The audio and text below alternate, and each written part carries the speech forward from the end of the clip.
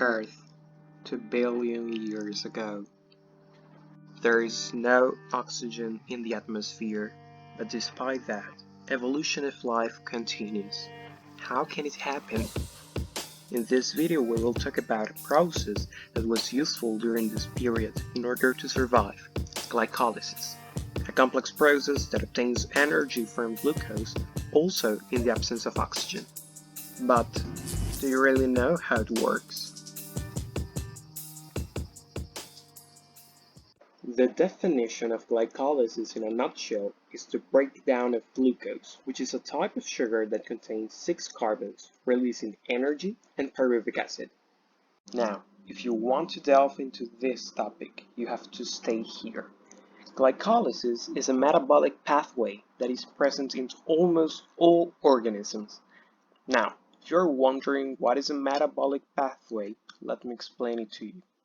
A metabolic pathway is a series of reactions that obtains a final product or products. Coming back to glycolysis, we must begin talking about the etymology of the word. Glycolysis is a term that comes from 2 words in Greek. Glyco means sweet, which refers to sugar, while lysis stands for breakdown. Glycolysis consists of 10 steps that can be divided into 2 phases. The preparatory or investment phase that includes the first 5 steps, which consume energy, and the payoff phase that includes the last 5 steps, which instead produce energy. Keep in mind that all this process takes place inside the cytoplasm of the cell. The first step of glycolysis adds a phosphate group to glucose, specifically to the 6th carbon. Adding the phosphate group, this will be called glucose 6-phosphate, also known as G6P. This process, called phosphorylation, takes place thanks to the help of an enzyme, hexokinase, which provides the phosphate group. But you may be asking yourself, where does the phosphate group come from? Well, the enzyme converts ATP, which contains 3 phosphate groups, into ADP, that has 2 phosphate groups. And this is how the lost phosphate group goes into glucose.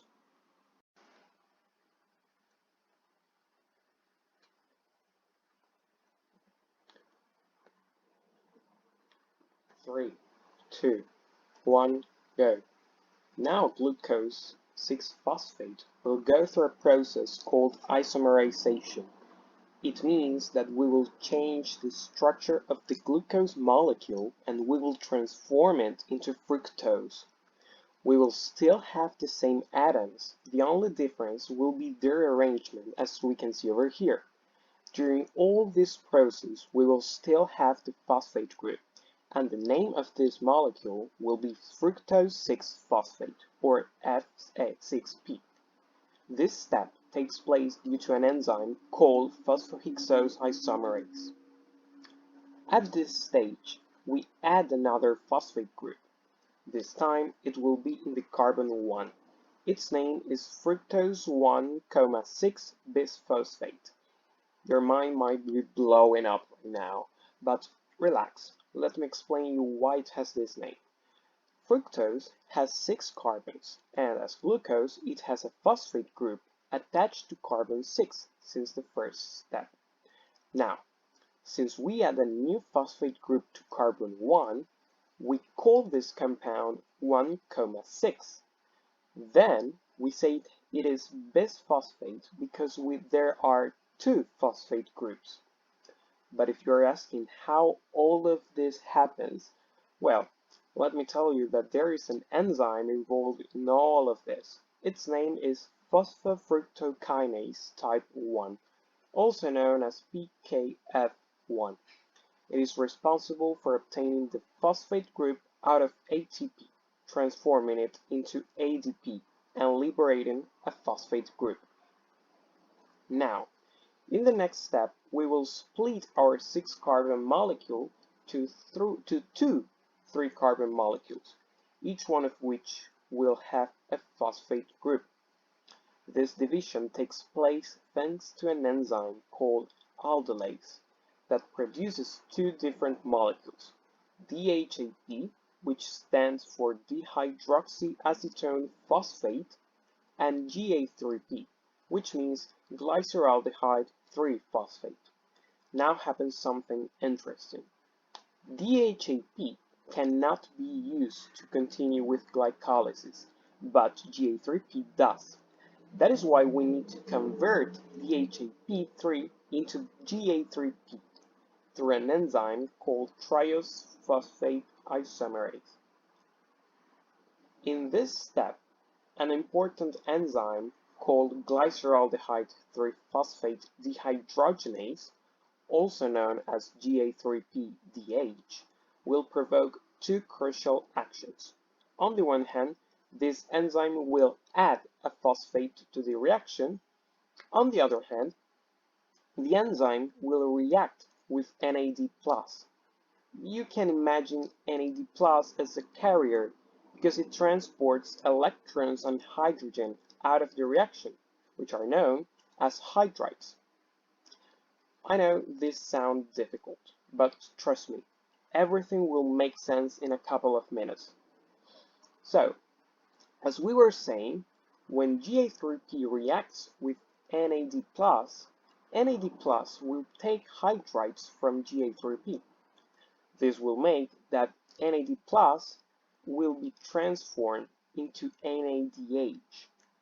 Besides, you have to remember that in the prior step, we converted DHAP into GA3P, which means that for each glycolysis process, this hydride ripoff will occur twice.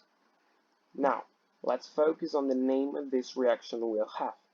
As we have 3 carbons and 2 of them have phosphate groups attached to them, this reaction will be named 1,3 bisphosphoglycerate.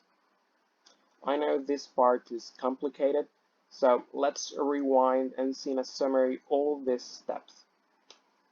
As we have converted DHAP into GA3P, now we have 2 GA3P reactions happening at the same time. GA3P uses an enzyme called GA3P-DH in order to add a phosphate group and to get rid of hydride through NAD+. All of this leaves us a reaction called 1,3 bisphosphoglycerate. Now let's move on to the next step. Keep in mind that the same process is happening twice simultaneously. Here we will use an enzyme called phosphoglycerate kinase, also known as PGK, that will take a phosphate group from the reaction, leaving only our 3 carbons and the phosphate group at carbon 3. The name of this new substrate will be 3-phosphoglycerate. You may be asking what happens with the lost phosphate?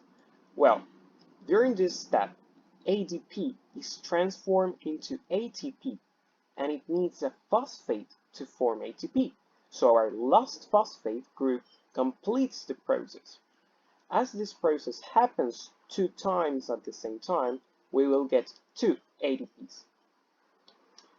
Then, in the next step, we use an enzyme called phosphoglycerate mutase, or PGM, that moves the phosphate group from carbon 3 to carbon 2. The name of this substrate will be 2-phosphoglycerate. Next, the enzyme enolase comes in and transforms 2-phosphoglycerate into phosphoenol pyruvate, also known as PEP, resulting in the loss of the hydroxyl group. Now, we have lost the remaining phosphate in both our reactions. As a matter of fact, we're only left with 3 carbons. What happens is that these substrates lose the phosphates because they react with ADP, forming ATP. Remember that we are producing 2 ATPs at the same time because we have 2 PEP substrates. The enzyme involved in all this in this step is pyruvate kinase. it will leave us with 2 pyruvates.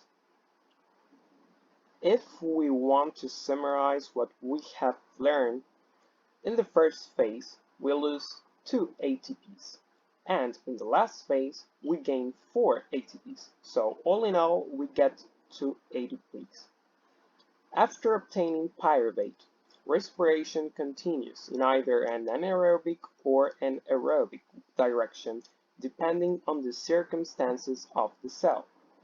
Anaerobic respiration happens when there is no oxygen, whereas aerobic respiration takes place in the presence of oxygen. It continues with the aerobic citric acid cycle. Well guys, this is all for this video. If you found it useful, leave a like, and if you want to be part of this channel, subscribe. It's free. I'll see you in the next one. Bye!